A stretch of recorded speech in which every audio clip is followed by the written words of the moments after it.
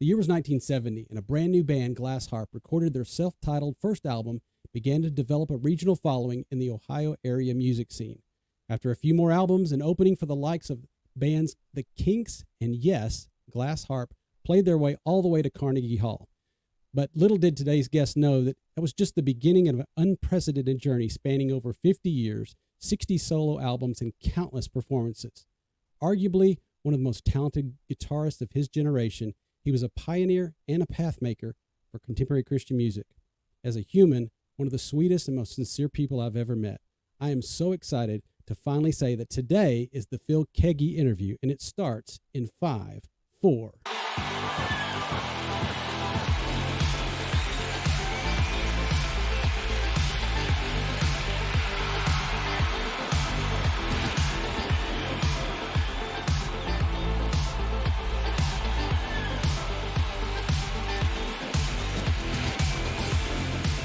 Thank you so much for watching the CCM LegacyCAST. My name is Chris Gaines. This is Scott Galden, my partner, and welcome. How are you doing, my friend? Chris, I'm doing great today. How are you doing? I'm giddy. As you're just still trying to. This has been a day down, you've been waiting for a while, right? Very exciting. So let me ask this question. You've listened to a lot of music in your day because you're way older than me. So let me ask you this question. If I gave you the top 5 guitarists of all time, who would be, not in any order, who are your top 5 guitarists of all time? Right now, I still think John Mayer's one of the best in the business right now. He could never sing a note, and I could still listen to him play all night. That's how good he is, I think. All right. You and I have talked about this. I think Steve Lukather from Toto, not so much for what he did with Toto, but what an incredible musician in the recording studio. If you look at all the work that he's done. Since they're my 2 favorite bands, I'd have to say Chicago's Terry Kath, I think was incredible, and Journey's Neil Schon, great guitarist. And then I'm going to throw one out that you probably don't know, but it's one that I love to listen to, and that's Grant Geisman. Grant was a guitar player for Chuck Mangione back in the 70s and 80s, great guitar player. Love listening to his music. So. Great choice. Those are all great choices. I might throw a few in there. Maybe the listeners might throw some in the comments there as well. I'd love to hear what people think. Please hit the like button. Please subscribe. Please pass the word around. Today is the Phil Keaggy Interview, and I cannot wait to dive into it. One of my all-time favorite people in the world, Phil Keaggy. Phil, thanks so much for joining us. How are you doing, my friend? Nice to see you, Chris.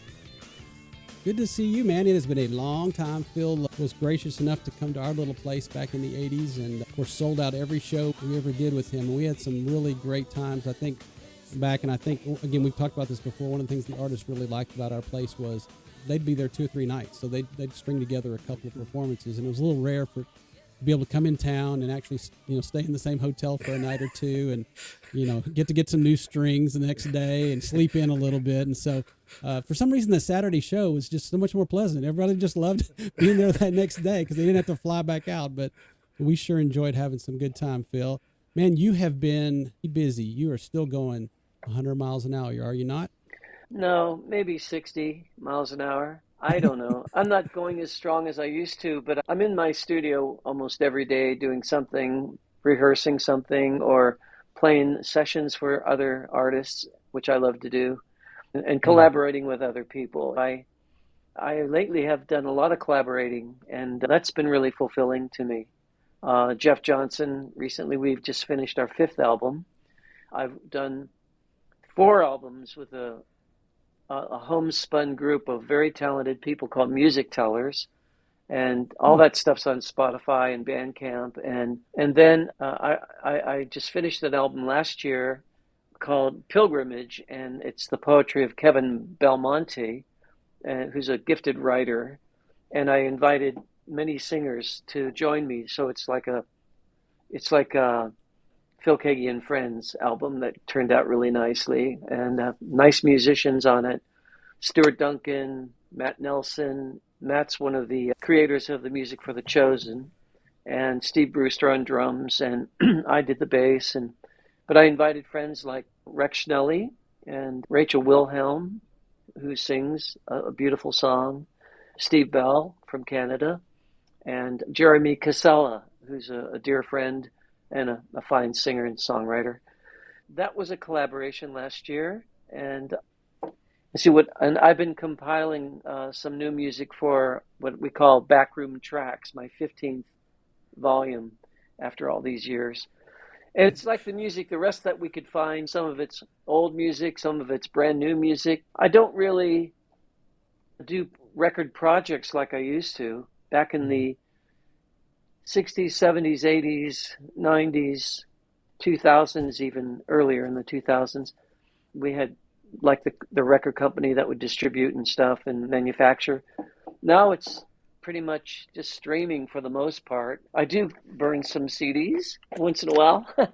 Yeah. Wow. And Wow. or carry a thumb drive around and say, hey, There plug you this in go. your car.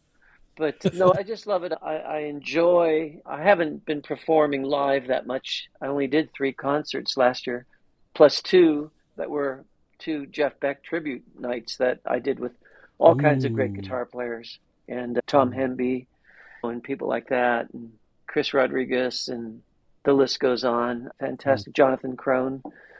Oh my goodness. But yeah, and like I said, collaboration has been one of the things that keeps me going. And in Yeah. fact, some of you may have heard of Neil Morse. Neil would like to do a collaborative album with Byron House on bass, Chester Thompson on drums, myself on guitar and vocals with Neil. Neil plays guitar and keyboards and has a fantastic, strong, creative ability to write. And whoa, he's just a force. I've also done, I did an album some years ago with Tony Levin and Jerry Murata, and that was fun. It's called The Bucket List. Wow. Phil, let me ask this. I know you're the pride of Youngstown, Ohio. So tell us a little bit about what was it like growing up in Youngstown? I know you came from a large family. Yep. Tell us a little bit about what that was like. Okay. I'm the ninth of 10 children, Wow. and I have 5 brothers, 4 sisters. I was the second youngest, and we lived on a farm in Hubbard, Ohio, outside of Youngstown. And that's where I first discovered music, even before I became a guitar player. I was in love with music. I loved it. And not Yes. just the rockabilly and the pop stuff of that era. My brothers were collectors of music, and so they'd bring home records. And so we'd have Elvis and the Ink Spots, the Platters, and then there would be Mantovani and Ravel and the music of Debussy. And so I was, you know, Elvis in particular really made an impression on me. Sure. And Hound Dog, Don't Be Cruel, All Shook Up, My Baby Left Me, I Want You, I Need You, I Love You. All those songs, they were great, and they made me feel good. And then I got my first guitar at the age of 10. It was Yeah. an acoustic Silvertone. And the neck was a bit wide, the strings were a bit high. It was a challenge. But then the next year, Yes. my second oldest brother, Dave, bought me a small 3/4 size electric. And then from that point on, while I was in the 5th grade, I just took off. I learned everything I Wow. could. I absorbed everything I could.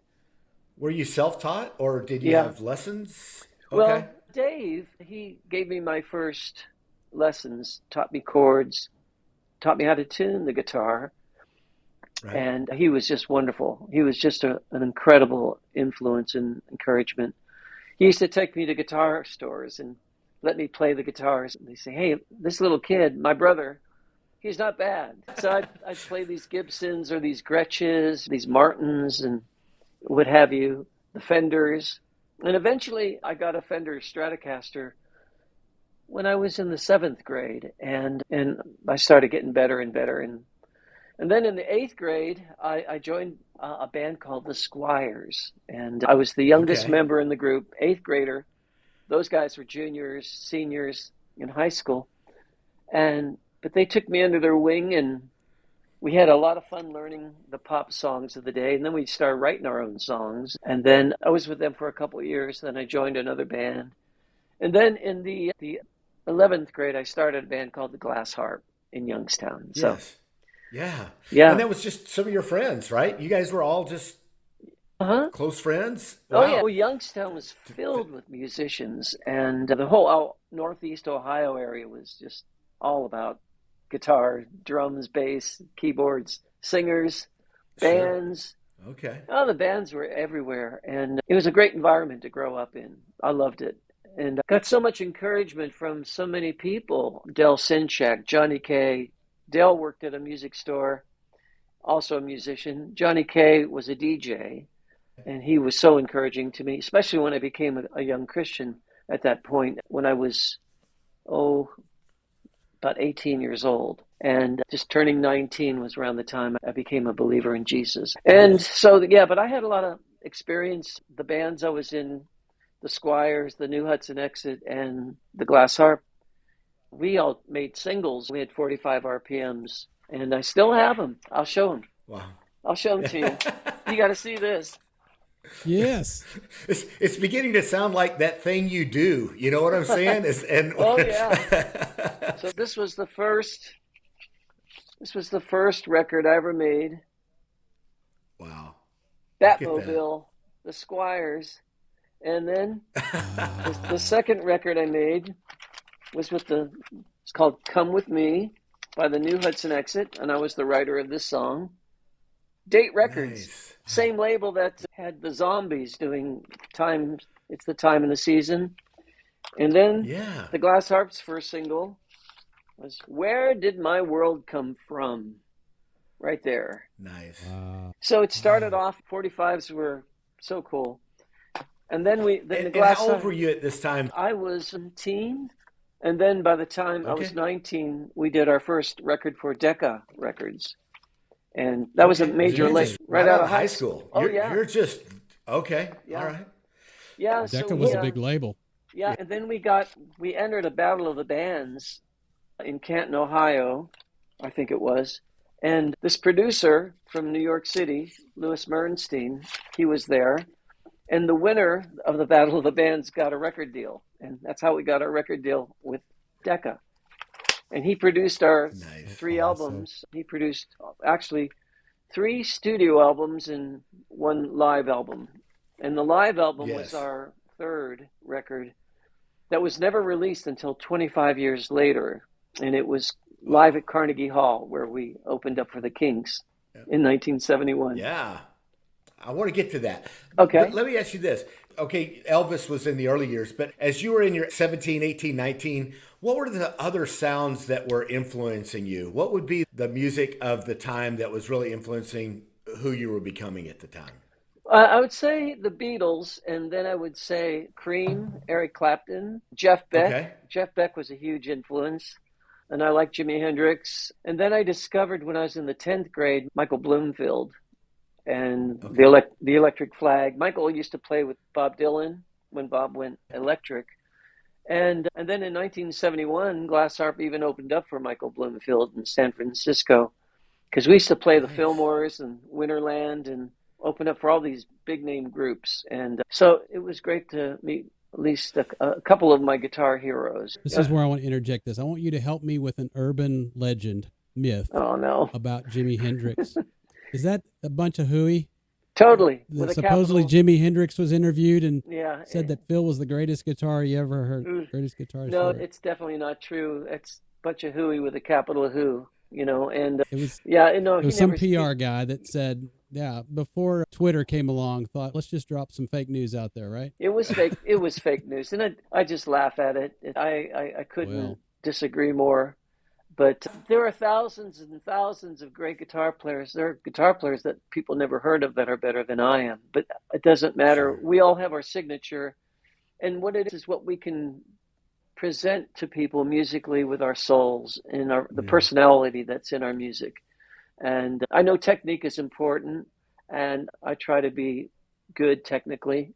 But I try to play from my heart. And one time I did a session in Florida for a mainstream artist, and they said, even when you play rock, you play a little too sweet for us. And I said, I'll take that as a compliment. That's okay with me. Yeah. Let me ask this, Phil, because it seems to be 17, 18, 19, 20, playing in some of these venues and being a warm-up for some of these bands. That's big. How did you handle that at the time? That had to be like hard to handle at the speed at which things were coming at you at that point in life. Oh, my goodness, yeah. We would play all these giant venues, and we played Fillmore East, and we played Carnegie Hall. We played a huge music festival in Louisiana, and where there were 100,000 people. And yeah, it made you nervous. But the thing is, as soon as we started playing, we just play and just put our hearts Yeah. into it as if there were just a group of friends in front of you. That's how I did it. Right. Plus, I had the Lord. By the time we were playing a lot of the big shows, I was spending a lot of time with the Lord and praying and trusting Him. And I was reading my Bible, and that gave me more confidence, and it gave me peace. And so I didn't get all anxious ridden. And it really worked. It really worked. And plus, by 1971, I met the young girl that became my bride eventually Yes. in 1973. And knowing that I had her in my life gave me a great deal of peace, and it helped me to be able to compose myself and say, I know there's somebody back home waiting for me, and she's praying for me right now. And I felt her prayers. And I just made a group of beautiful friends, fellow believers. And eventually, as a young Christian, I began to discover people like Love Song and Randy Stonehill. And in fact, I was invited to play with Love Song just a few months after Bernadette and I got married. And we toured the West Coast, the Midwest, and part of the East. And I toured with them for 3-4 months, and they became lifelong friends. But that was a huge, big deal to me because I loved them. I loved their harmonies, and I loved how they played, and the songs that Tommy Coombs and Chuck Girard wrote, I thought were just wonderful tunes. And then I discovered the second chapter of Acts in '74, and then got to play on one of their albums in 1975. So all these doors would open up, and I got to meet and play with so many wonderful people. Andre Crouch, for instance. Wow. When they'd come to Youngstown or Akron, Ohio, Bill Maxwell, who great drummer and producer, he would call me up and say, "Hey, Phil, bring your Les Paul. We're playing tonight. We'd love to have you sit in with us." And they'd say, "Just stay on stage and sit in with us the whole night." And so it was great. It was a great time to develop who I was as a guitarist and songwriter in the midst of a crazy world. And yeah, I left the Glass Harp in '72 after I was going to ask, because it seems like your life is going along in a certain direction, and there's this big change of direction, Phil. Yeah. Mm-hmm. Can you talk a little bit about that? Because I know a little bit of the background, but could you share with what happened and how did that change come about? Well, the touring was quite rigorous. And at the same time, I was writing these sweet songs, What a Day and Rejoice, and songs that went on my first solo album, What a Day. And I just, whenever I had a chance, I would take my guitar and play anywhere I could.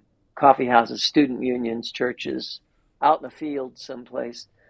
And I would just sing to people the good news as I understood it. And I thought, I like this. And so I made a friend in a young man named Peter York, who his brother introduced me to. Peter was just like 15 years old, but a really good guitar player and a really nice voice. And we harmonized nicely together.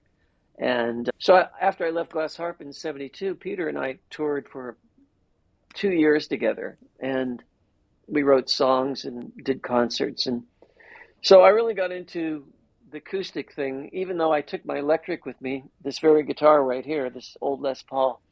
I took that with me, and I would take a small Fender amp like a Princeton, and I'd take my classical, I'd take my acoustic, and I had my electric. Peter would play acoustic. And so I just got into enjoying a quieter concert. It was good for my ears, saved my ears. Mm-hmm. Although I did do later on, I did start touring with a band in '76 and again in the '80s and even the '90s. I did intermittent tours, but for the most part, I was touring most of the time as a soloist. Did you feel a calling at that point to make a change, or Uh, was there a spiritual influence that made you make that decision to Yeah, leave Glass Harp and yeah, go in a different direction? yeah, and it was hard to leave my mates because Yeah. we were such close friends, and we still are friends to this day. We are, and we keep in touch. I left the group. They got a guitarist and a violinist to to join after I left, and they carried on for a while. But at the time I left, it was hard because I just wanted to get away from that particular crazy life of touring, and I just wanted a quieter life. I really did. And I liked the idea that when I did solo shows that people could really hear the lyrics, and that meant a lot to me. And I felt when I was on my own as a soloist or with just Peter, I found out that it was easier for me to share my heart from the stage. Okay. Sometimes when I was with a group, I didn't want to talk a lot. And I didn't want to spend too much time talking. I'm not a preacher, I'm not a teacher, but I wanted to share my heart and my story. And that's what happened. It was a little tough and it was sad. And I made some people fairly upset that I left the group, but it's something I felt I had to do. And it's okay because we've all been still together in many Yes. times, in many ways. Have there been any challenges in life where you felt like your faith might have been tested in any ways, or things that happened to you that caused you to maybe write specific songs or specific music about that were particularly touching to you? When my wife and I got married in 73, in 75, we were expecting our first child. And we lived at that time up in upstate New York, a town called Freeville. And it was a really incredible ministry founded by Scott Ross, who I had great respect for. And he had a real vision to reach out. He had the Scott Ross Show, which is a Billboard award-winning syndicated show, where he would combine secular music and Christian music, and then just bring the gospel into through the waves, and people would hear the gospel in such a unique way. I was fascinated by his ability to communicate, and so that's why we went up there. And he also was the person. Scott was the person who said, "I believe in this album, What a Day. I really would like to release it for you." So they came up with a small label. At the time, the mainstream Christian label, they turned it down. They didn't think it was what they wanted, and that was disappointing. So Mm-hmm. that's another reason why we moved up to New York. But anyway, we were expecting our first child, and it turned out at 5 months that Bernadette went into labor, and then we found out when we got to the hospital that she had been carrying triplets, three boys, and we lost them all, and that was so hard and so disappointing. It broke our hearts, and we had to work through that, and that challenged us. It brought a lot of fear and a lot of struggle, a lot of tears. A year later, we were expecting again, and this time she went into labor at 6.5 months, and little baby Ryan was premature, hyaline membranes disease. His lungs weren't fully developed yet, and he lived for 3 days. And so that was hard. It was even harder because we had hoped that this little boy would make it. And we had to have a funeral, and it was really tough. So we were still Oh, there, and then a year later, expecting again, and Bernadette miscarried at 4 months, and so we just didn't know what to do. So that really rocked our boat, and it was a struggle. We really had to face the disappointment, and really, she and I had to really come together as one to fight the depression, to fight the loss, the disappointment. So songs like Disappointment came out of it.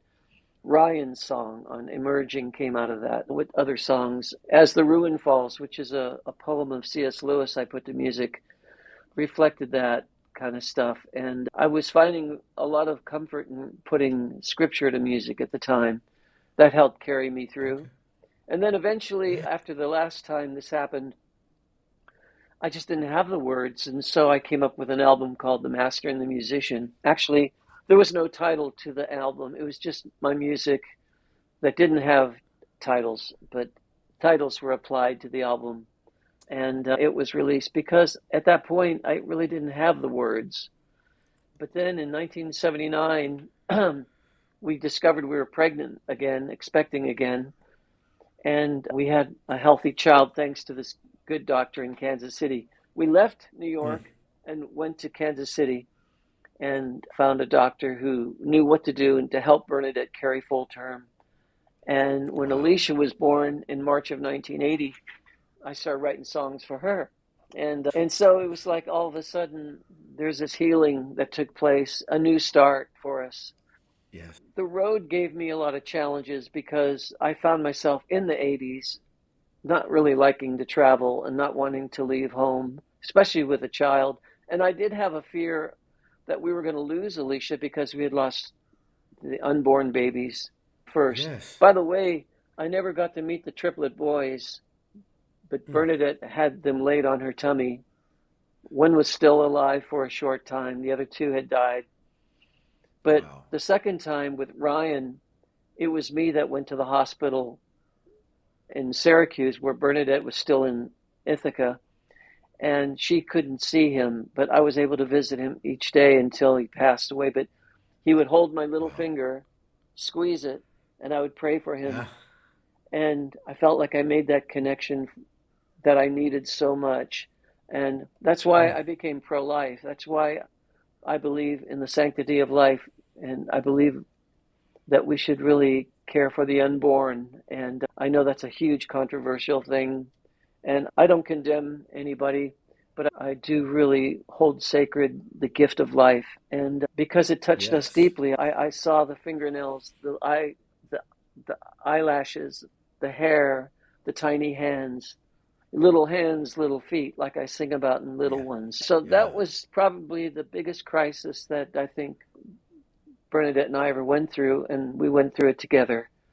Then, like I said, the road used to wear on me a lot. There's not a lot of Christian musicians that do instrumental work. And obviously, you've been very successful in that space. I described you as a little bit of a pirate. You've got to be somebody that's a little bit different. How did you get record companies to produce records that are instrumental? Because I got to believe that was not necessarily easy at that time. The first instrumental album was The Master Musician. And when I came home and it was finished, the small record label that put it out, they said, "You're a Christian. You can't just put out an instrumental album. It has to have something." So they created a storyline for it, which I thought was clever and creative, but I didn't relate to it. When it was finally re-released later on, I didn't include the story because music doesn't always need an explanation. You listen to it, and the music and the melodies touch you and they reach you, and that's what it serves that purpose. The next album that was instrumental was called The Wind and the Wheat, and my good friend Tommy Coombs produced it. And Tommy was in Love Song, and we'd been friends ever since 73, and so here we were in 85, 86, and he encouraged me to make this album, and it was one of the finest experiences of my life. But then the next year I had to do a vocal album, and I was creating this album that became Way Back Home, which was about devotion and which was about family. And it was an odd thing because I had a lot of this instrumental music. I'd like to create instrumental music, and I did get Dove Awards for Wind in the Wheat and Beyond Nature, Lights of Madrid, and Acoustic Sketches. And but the thing is, the Christian music industry really didn't know what to do with an instrumentalist like myself who was a guitar player. Right.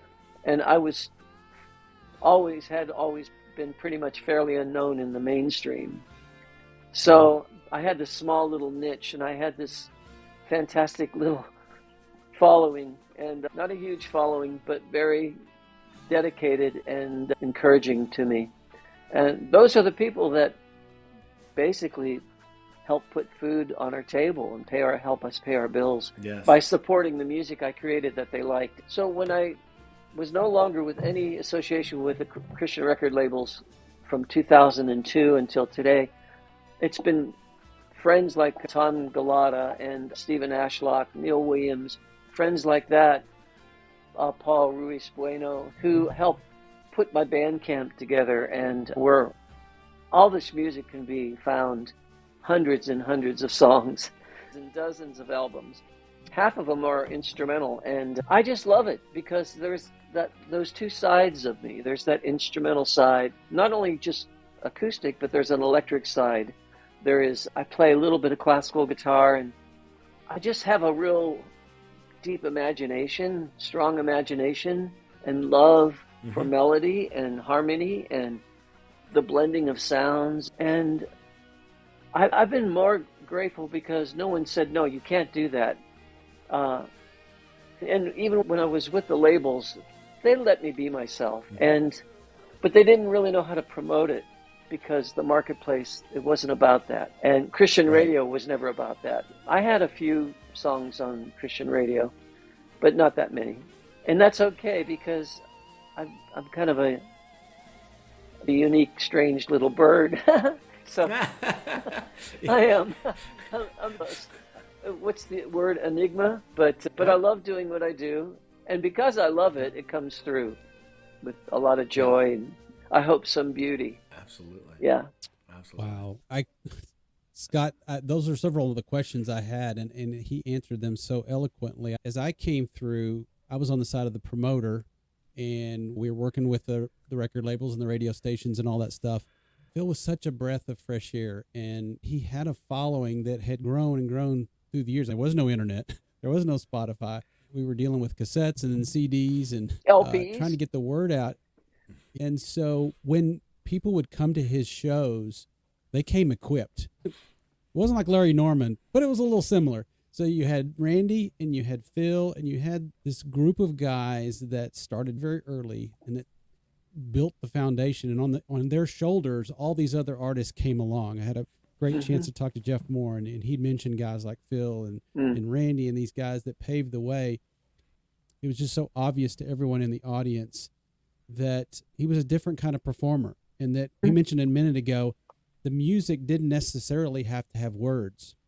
And so I think a lot of people got exposed to Wind in the Wheat because they might have heard, some of the older songs or him playing with someone else. He's always so gracious with his time. They were, oh, come play on our album or come sing a duet with me. And a lot of people were like, now who's this other guy? Who's this other guy? And I think once you got to go to a Phil Keaggy concert, I think you were just blown away. And I just think you went on a ride.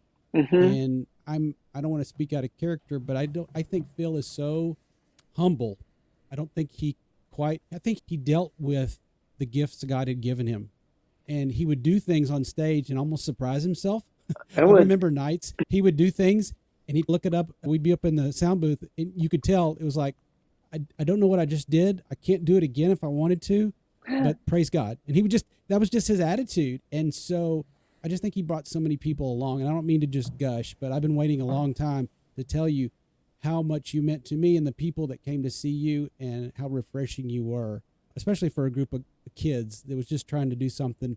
We all went along for that ride. We all played our role, and our role was just, hey, we've got a stage. Let's have people come do their thing. And it was just such a neat time. It was a special time. And I know I got to watch Phil as he tried to wade through those waters, knowing now what was going on in his life with his family. He comes to our little place and he's dealing with the record labels, and they're pulling him this way, and you need to go do this, and you need to sound like this. And neat little story. One I remember, Phil, I don't know if you remember this. You may have done this everywhere you went, but we were doing sound check one night. And again, usually that second night, it's a little easier because he's got everything set up and we know the drill.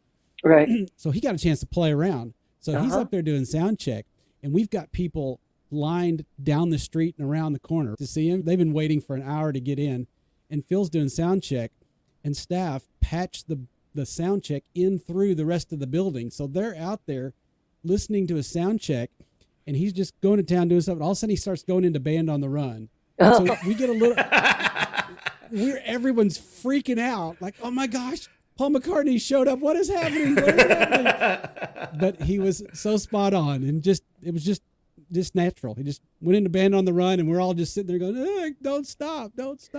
Yeah, I've got a good friend in Texas who teaches Bible study, but he's a theologian and he's a lawyer and he's an awesome guy.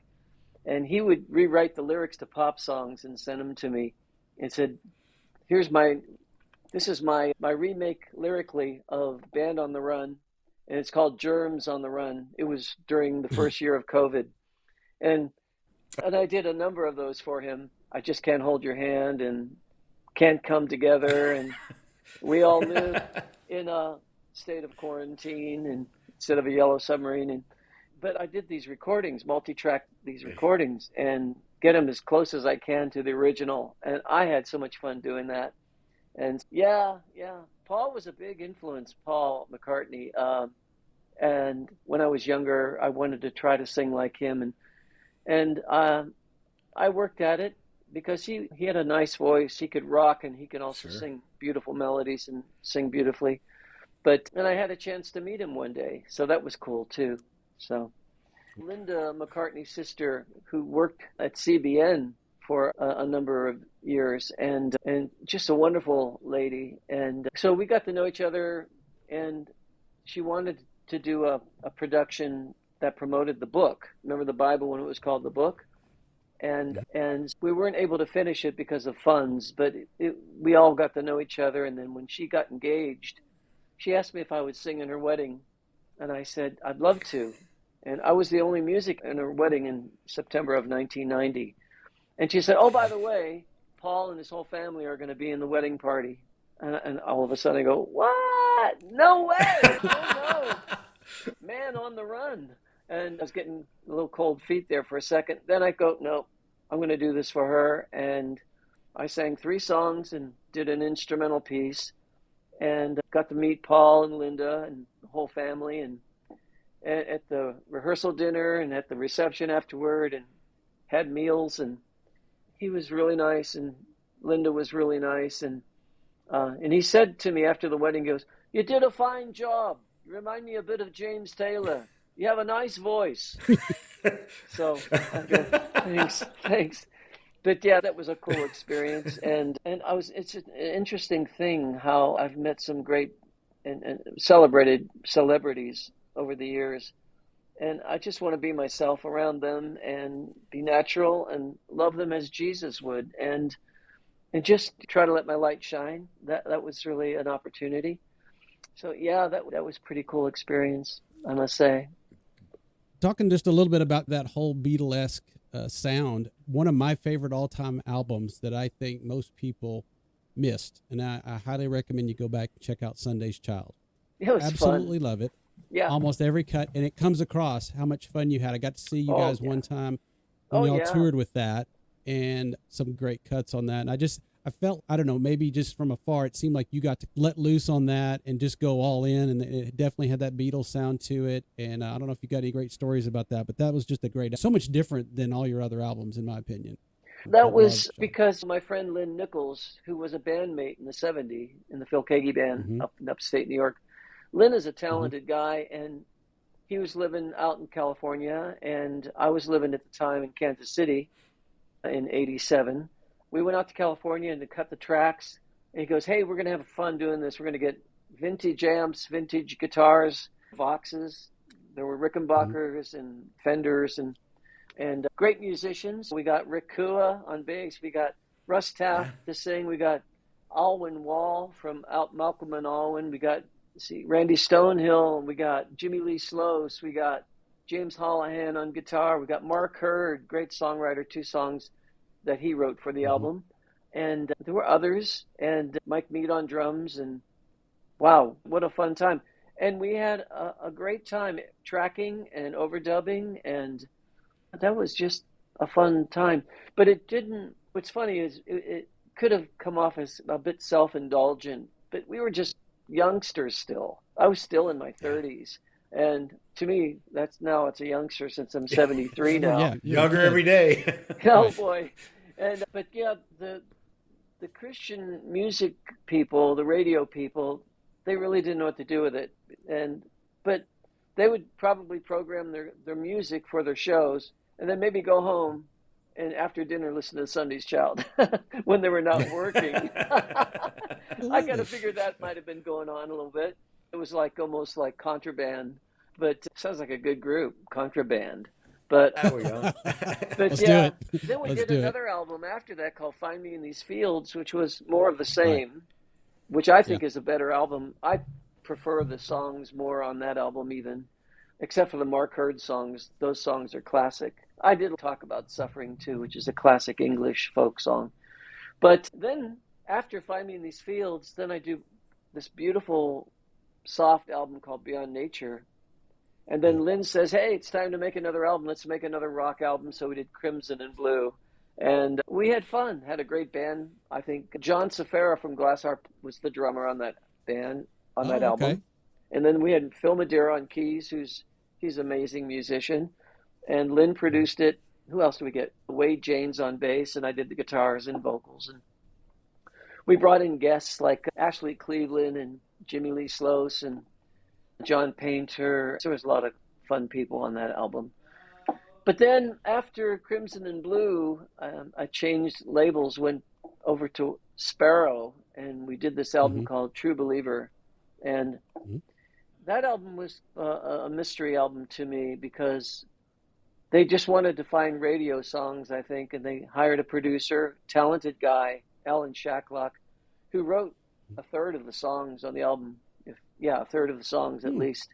He did a really good job, but it was from that point on that I knew that I had to really step out and make some solid decisions for myself for the rest of my career in ministry of music.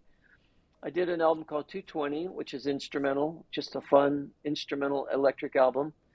And then I did this self-titled album, Back Over to Word, which is, to me, a very precious album. It's got Under the Grace and Tender Love and Quite Suddenly. Tom Howard was a part of it, and wonderful musicians on that album. That's one of those albums I hold in high esteem. But then it wasn't long after that I went solo again without a record, and I became indie again, like an indie artist. And I've been very happy being that for the last 22 years. It's been a wonderful experience. Talk just a little bit about what transpired. We like to refer to it sometimes as that golden age of contemporary Christian music, when things really transitioned pretty hard toward more vertical worship type music, and what that was like in your world. Were you ever pulled in that direction from a worship standpoint to do more worship albums, even though I would say your albums through all the decades have been worship albums that pointed me vertically? But I was just curious, as that happened in the industry, what did that do with Phil Keaggy and his musicianship? I just felt that there were people that were specifically called to be worship leaders and worship writers. They're called, they're gifted to be that. I wasn't, even though when I play, I often worship the Lord with my guitar playing. That wasn't really what I was best at. I think I was best at just being myself, and that didn't really go with the business either. I just wanted to be true to myself, and I didn't get on that train because I didn't think I was called to it or I was qualified to do it. But I'd have moments where this is a worshipful moment, and I'll be honest with it, and I want to express myself. I think I'm an encourager to people that have that gift, and I like to see them succeed and reach people with worship. But there has to be this horizontal message too, because we need to see that people get saved and turn from their sins, and so they can have the life of God living in them. There has to be regeneration first. There has to be that experience called the born again experience, which is not a joke. It's really a real thing. To be born of the Spirit is life changing. It affects how you look at yourself, how you treat your fellow man. One of the things that troubles me is how a human being could harm another human being with violence. Because we are created in God's image. We are fearfully and wonderfully made, and we need to respect what God has done. I've had a few health challenges. Rotator cuff surgery recently. I had a procedure, and I'm going to have an operation in the future. But I'm fascinated by how God has created us, and I don't understand, I never will, why people are violent toward one another. And it just breaks my heart, especially knowing that I have grandchildren and children that I love so dearly, and a family and neighbors and friends. And it just brings me to tears sometimes when I think about it. And so I just pray God's Spirit would just move across our land, and that the spirit of repentance would come upon our land, and that people would turn to God and look to Jesus, his life, his teachings, such a great example of true love and faithfulness and goodness and kindness and healing. And I want us to be friends of God and not enemies. I want us to be friends of each other and not enemies of each other. And that's my prayer. And we've got a lot to pray about, don't we? Yes. We do. Amen. Amen. Scott, as I was communicating with Phil and we were trying to get this scheduled, he blessed me tremendously by sending me some recordings he had made of his. We started talking about our grandkids. I know that surprises you, Oh, yeah. Scott. But You're scoreboarding me, Chris. I know I can't do it in very many areas, but this is what. But he sends me a couple of recordings that I don't think he's probably shared with anybody. It hadn't gone public that I know of. I don't know, but he sends me one for Ezzy and his grandson Ezzy, and yeah, maybe I can play it for us. He's also blessed us with a premiere. We may be getting on the way. Yeah. What I'd like to do is as we sign off at the end, maybe we might end with that if Phil will allow us to play it. Which song is that? Sign off. Chris? Which the song one that you sent me today. Yeah, I changed gears on you. You sent me a song today that you said you worked with Billy Smiley on. Yeah, we wrote the song that's gonna together. be coming out. Yeah, we wrote it together. Yeah, it's called AGAPE Love, and it's about reaching out and caring for others. Yeah. So could not be more appropriate after what you just shared. Please play it when we'll you play can. that on our way out here in a little bit. Yeah, before we wrap up here. But just the song you sent me about little Ezzy, to have a grandfather that loves like you do, but have a grandfather that plays and sings and writes music like you is just not fair. So I may hire you and share it with my kids and go, hey, look what I worked up. But no, just, they were all precious. And the one to Ezzy made me cry. I have a Logan. And so all I could think of, my slideshow in my head as you sang that song played out, was a blessing to me. So Scott and I like to talk a lot about legacy and what it means when there'll come a day someday when our whole family will be around the table and they'll say, you remember Uncle Phil? And they'll say, yeah. By the way, pass me the salt over there. And so it's not that we didn't give a lot, and it's not that we didn't mean a lot to them, but life goes on, and we want life to go on. But with that in mind, what are some things that you are thinking about now at this stage in your life? Even though you're not ready to stop anytime soon, I know you're thinking about that. I know you're pouring into the next generation. What are some things that you want people to know about you? What do you want to leave behind to that next generation? Our family is very tight-knit. We have 2 daughters and a son, and 2 of our children have kids. So there's 3 grandsons, and there's Towns, Ezzy, and Noah. And I just want them to be able to grow up and say, oh, I remember Poppy, and he loved me, and he was fun to be with. And I'm so glad that they have this opportunity to know me and Bernadette, and because she's known as BB. They call her BB, and I'm Poppy or Pops. And that, because I only remember my grandmother on my mother's side. I don't remember my grandfather's or my dad's mom either. So to have this relationship generationally is really special. It really is. Do you think that obviously all the music you've created, hundreds and hundreds of songs that will still be played long after you're gone? Yeah. I think it's the spirit behind those songs. I think it's the man behind the songs. I think it's those things you want them to know about you and what you believed in. And I think you've shared in our interview today what's important to you. And I know that means a lot to your family. I get tired of talking, so that's why I pick up the guitar. I can't thank you enough for doing that. Listen, yeah. What a treat. What a treat. Do you have anything you're working on right now? You got a tune in your head right now? Let's see. I just put together a new collection of backroom tracks, and I did a remake of an old Glass Harp song that goes.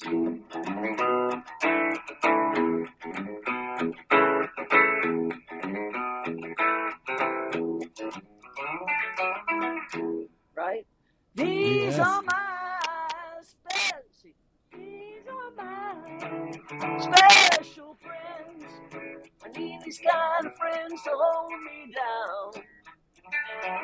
3-5, straight to the end.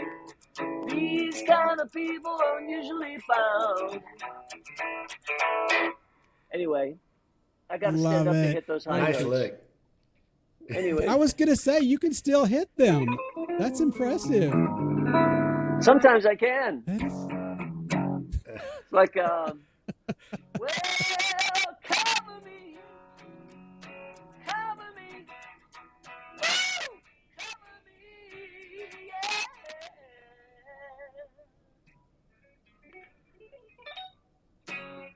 Woo-hoo. Yes. Anyway. On the way out, we'll play this new song you sent us. Is there anything more you want to say about that and Billy? And Billy's a very up person. Just a real encourager. Happy, loves God, loves people, loves to create. And yeah, he's hired me to do guitar work for other artists he's produced too, which has been fun. And but you know, I did an album with my friend Rex Schnelly back in 2018 called Illumination. Man, that was a fun project to do. I did want to make mention of an old friend from the early days. We talked about Larry Norman and Randy, but there was Paul Clark too. Paul was a very influential songwriter and minister of music, and we're still close friends, Paul, and we keep in good touch with each other. He just recently celebrated 53 years of music ministry, and he's still going strong. So, as Randy is too. Boy, he's still touring. I know. So yeah, it's encouraging. Well, that's really where our heart is, quite frankly, Phil. And we probably should have led with that. We both felt very strongly about giving a platform. Now, you happen to have more videos on YouTube than just about any Christian artist. I mean, when we started talking about this, there's nothing out there. I said, except for Phil. And I didn't put those up there. I have no idea who put all that stuff up I get it. And I get it. Not all of it is very good. There's very little. I never had any professional videos done when I was young, when I had the hair and I was young. And I don't know why. I always thought it gave me a little bit of a complex, I must say, because I didn't think I was marketable, because the music business is about marketing too and commercialism, unfortunately. So I got a little discouraged because, when I think about the songs and the music and the performances, I thought that would have made a good video. But I don't know, it just never happened with me. But I don't lose sleep over it, that's for sure.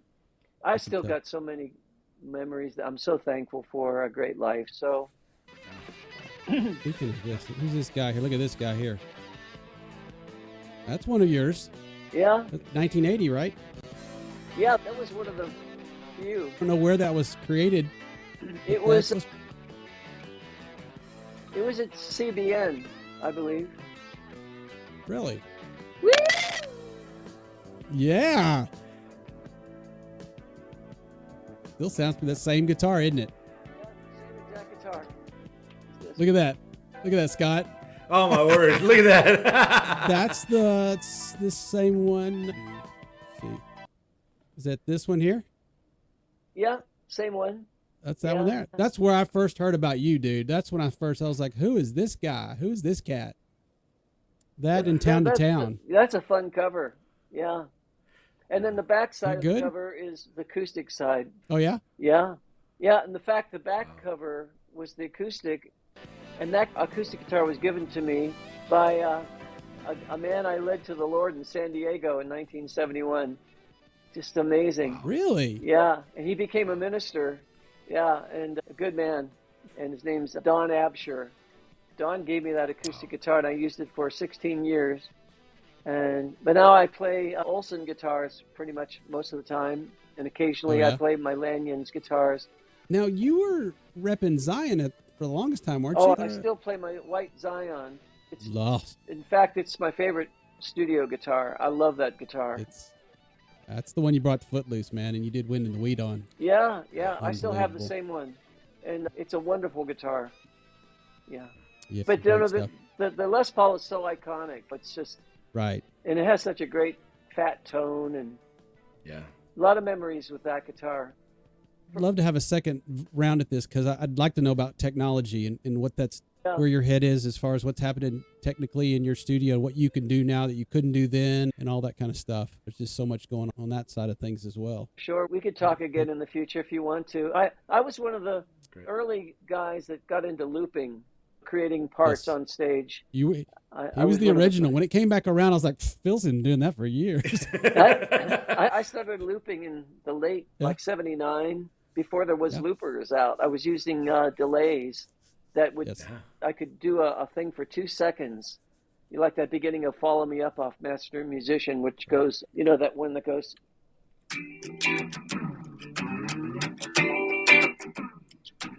Yep.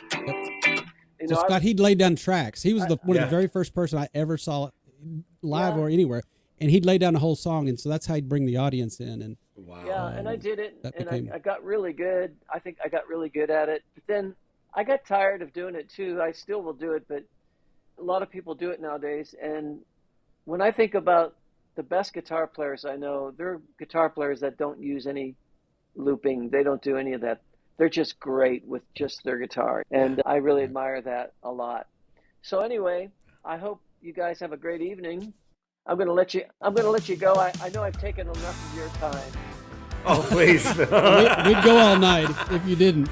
We're honored by what you've done for us tonight. Phil, thank you so much. You're welcome. Check out his website. Phil, blessings to you. God bless you. Love you, brother.